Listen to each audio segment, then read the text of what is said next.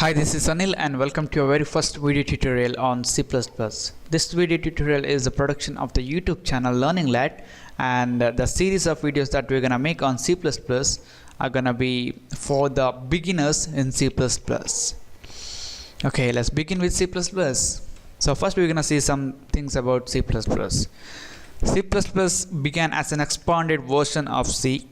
It was created by a man called Johnny Strostrov in 1979 at Bell Laboratories.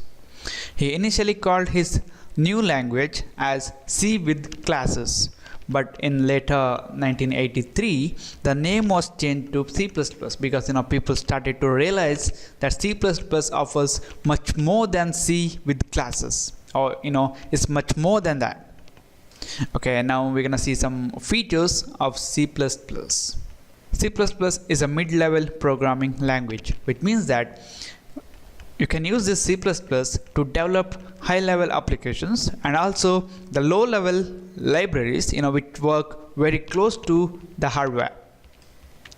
And the next is a very important thing, which is C++ is an object-oriented programming language. So if you guys watched our previous video series on C programming, we told that C is a procedural programming language, which means that we were organizing our code in terms of functions, and that functions are gonna contain the actions that we wanted to do. So the C++ is developed with a new programming approach called object-oriented programming, where we're going to use the objects, classes, and this object-oriented programming approach uses the concepts such as inheritance, polymorphism, encapsulation, abstraction, all those things. So if it is really confusing, or if you guys don't understand what exactly I'm talking, don't worry, while programming is going to be very clear to you.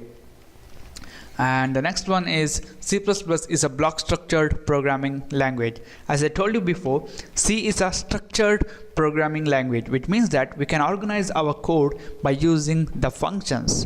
But in C, we can't create a function inside a function. But in C++, we can do that, and that's why C++ is a block structured programming language. Okay, the important question that comes to our mind is, why should I have to study this C++? I already know the C language, and if I wanted to learn the object-oriented programming approach, then I have the languages like Java or C#, which are very famous in the industry. So why should I have to study this C++? The invention of C++ was necessitated by one of the major programming factor, which was increasing complexity. So if you are a C programmer, then you guys may be aware that when the number of lines in the source code increases, or your application or the program becomes complex, it's very difficult to manage that program in C. So to solve that kind of problem, C++ was invented. And for better understanding of oops, some people say that C++ is the best language to learn the object-oriented programming approach. And the next one is about the efficiency. C++ is very efficient.